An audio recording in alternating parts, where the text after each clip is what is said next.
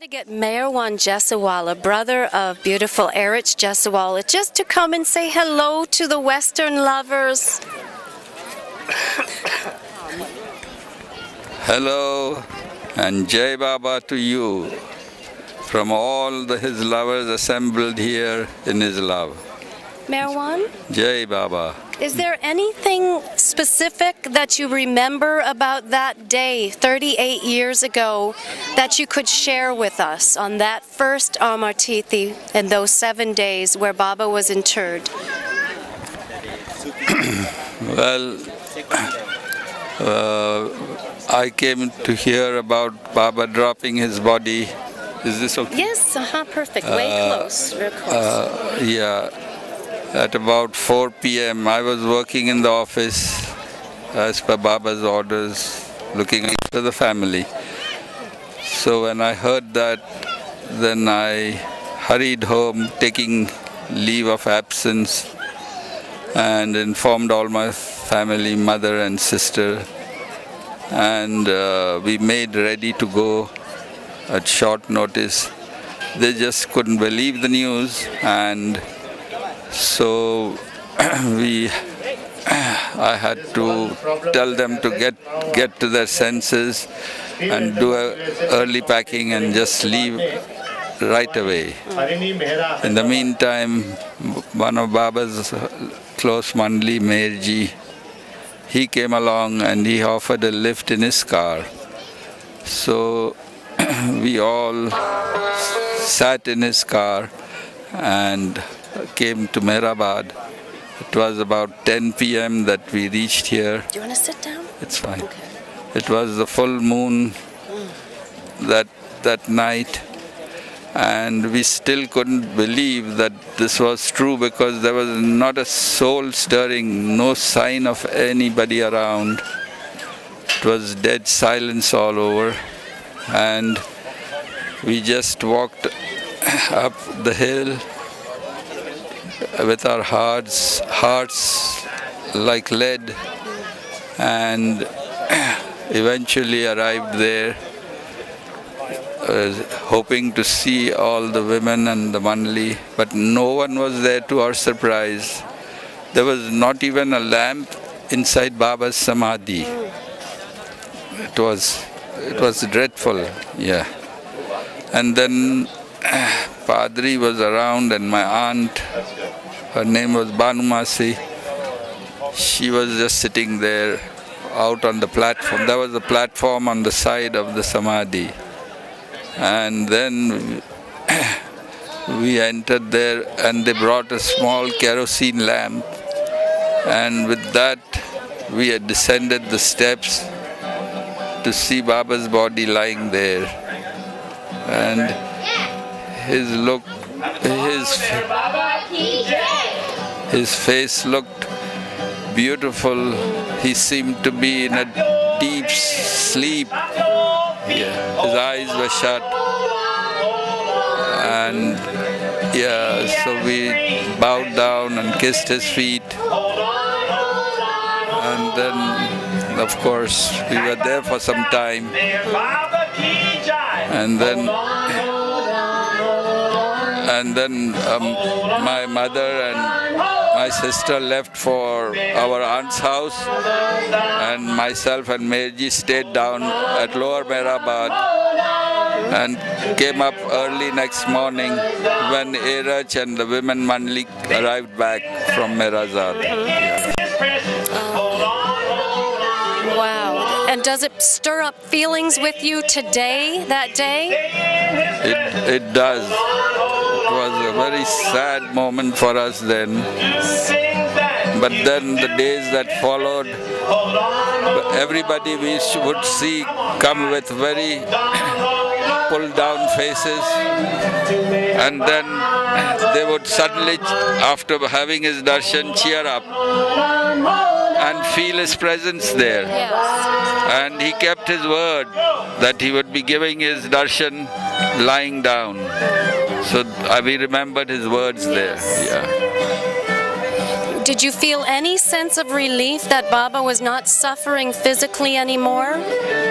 Indeed, that was so, because we had witnessed some of his suffering, and it was a merciful relief for his physical form. Yes. But he is suffering eternally for us. Yes. Yeah. And that's the blessing that he shares with all mankind. And there was so much work to do at that time. Yeah. What was your work at that time? To look after the family. Okay. Yeah. Were they able to pull themselves together? Yeah. There was a lot of sobbing and weeping to begin with, but then it all sobered down, and then they got to work to feed the people that were coming.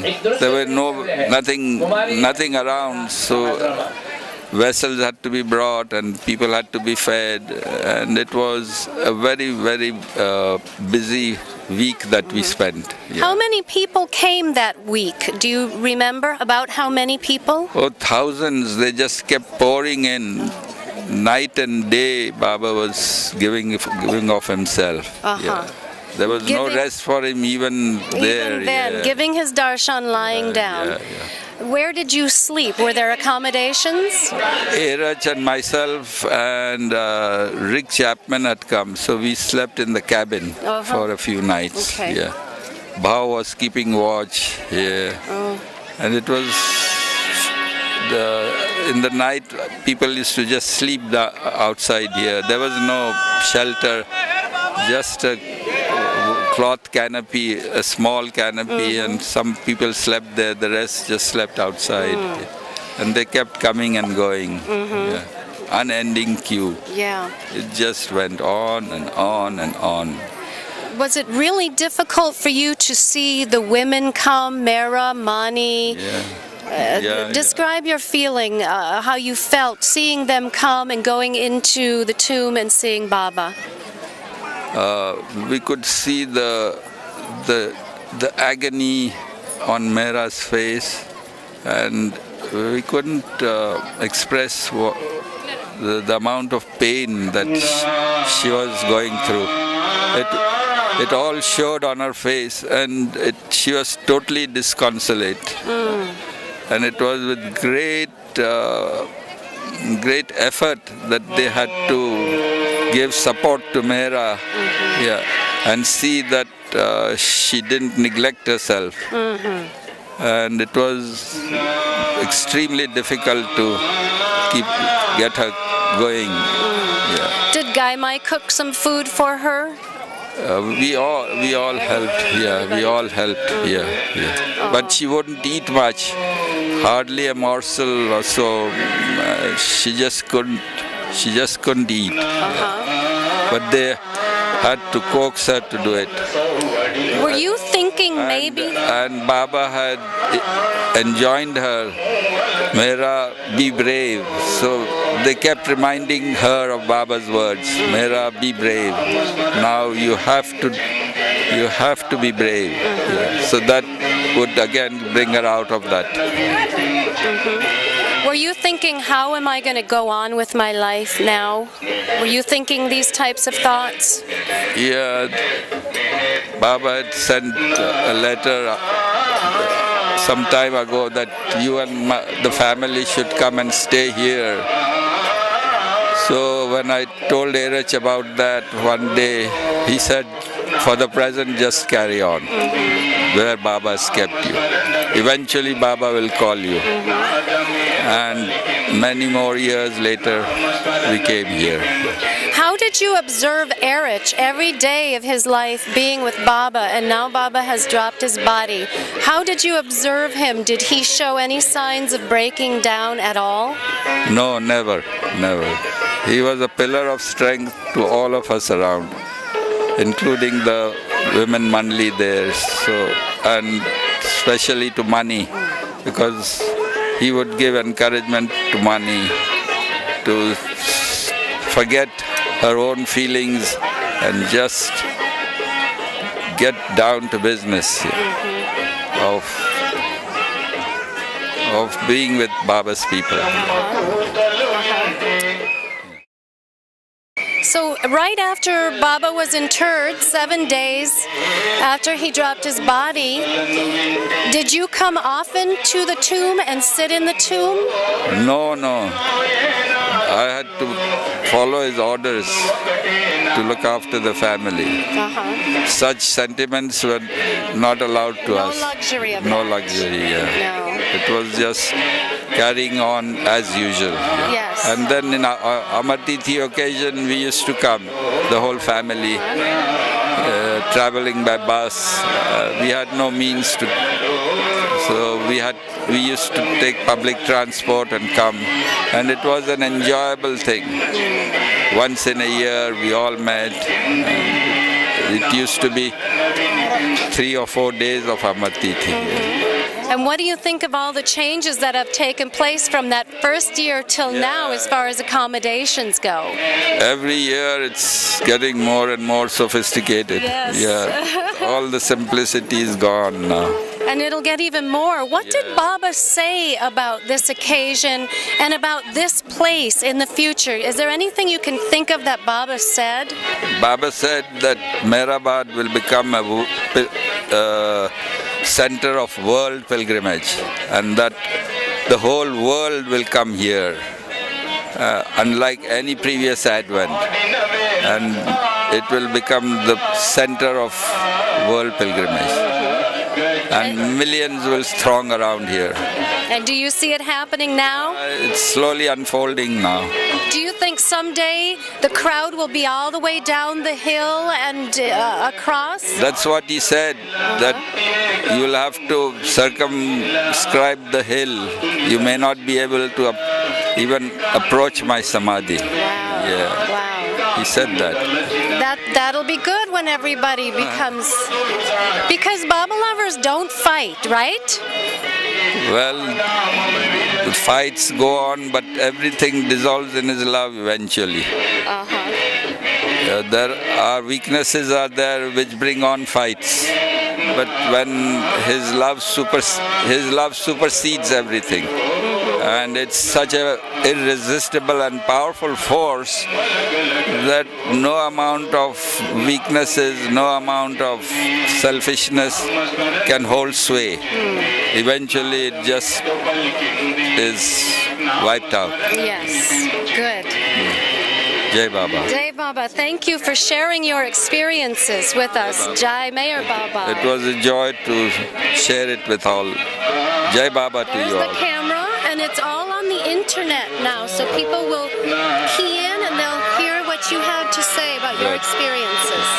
Jai Baba to all. Okay. Thank you, Meherwan. Meherwan Jessawala, Eruch Jessawala's brother. Jai Baba. And back to the music on stage. After Baba dropped his body, you received the news. What did you do?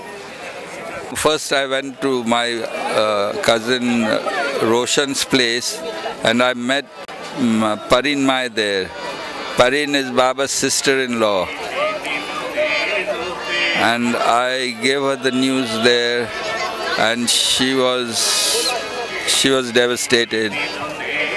And then I told Roshan that this has happened and that you all should get ready and get ready to leave, and I'm going home and informing my people there. So and then I hurried to Baba house, and I met Behram there, Baba's youngest brother, and when he heard the news, he began to bang his head and all that. I was a little sad that I spoke very bluntly about it, because I was in a tearing hurry to give news all around, and I couldn't break it gently. So in any case, then Jal, Baba's other brother, came, and you could see the distress on their faces. And then I said, now it's time that you people get ready, and we all should go to Meherabad soon. So that is what happened. So you went to tell Bayram. You couldn't break the news easily.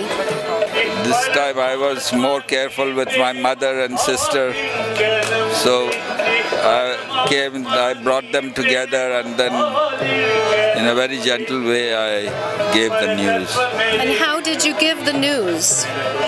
That Baba's condition deteriorated very, very much, and then eventually he has dropped his body.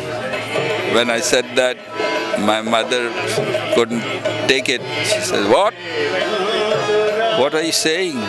And then she just couldn't believe it. Yeah. And they began to cry and sob, and I said, "Mother, this is no time for all this. We have to pack and get ready. There's no time. We heard that the interment is tomorrow, so let's hurry, not waste time." Yeah. And then I have to inform the Pune Center people. Yeah. So that's how it was. So were you in charge of informing everybody in Pune?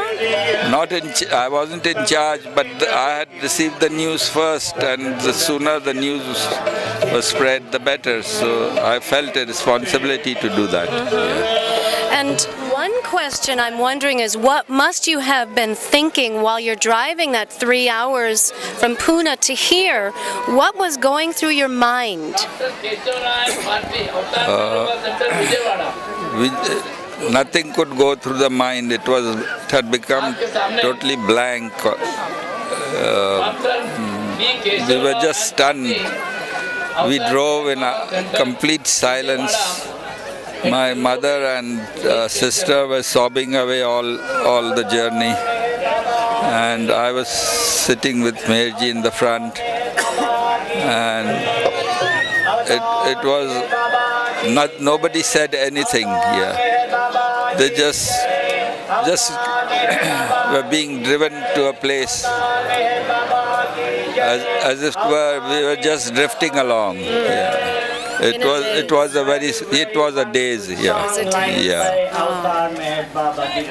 Was there anything, Meherwan, in your life that you wish you had said to Baba while he was in the physical body that day you didn't get to say? Well, about 3 days earlier, Baba had sent a message with Meherji that the next time he visited Baba, I should accompany him. And I, like a fool, tried to use my intellect. And I said, "No, Meherji, I don't think I'll come." So he says, "Why? Baba wants you to come." So I said, Baba's physical condition is such that he will have to put on appearances for me, and it will be a strain on him. So I won't come. He said, "But it's Baba's order that you should come." I didn't go. I didn't even have the faintest idea that this was the last chance that I would have had. And I regret that to this day. It goes to show that one should not use one's intelligence or feelings or anything, but to obey Baba literally. So you didn't want to go because you didn't want Baba to exert himself. Yeah. So you said no, but now you regret that. I never knew Baba would drop his body. You never had the thought Baba would drop his body. So that I regret that I didn't obey Baba in the end. Do you feel now that Baba is here? Yeah, I constantly sort of feel his presence, talk to him within my heart. He responds, and we just converse with each other whenever there are problems, and he responds. He always responds. Do you have a message to our people who are on the internet about how they can connect with Baba and how they can talk to Baba? The only way to connect with Baba is to love him and obey him. The more you love him and the more you forget yourself, the more you will communicate with him, and the more he'll come into your lives. Yeah. All he wants is love and obedience. He doesn't want anything else. It's the high road to union with him. He's opened it for us. Make the best use of it. Just love him with all your heart and soul, body, mind and soul. So even though Baba has dropped his body, he is ever present without a doubt. He is the only existence. Baba said that time and again to us. You all just don't exist. I am the only one. So there's no question about his eternal presence. He is the only one, and it is for us to get out of that. We are the curtain to his infinite presence. Yeah.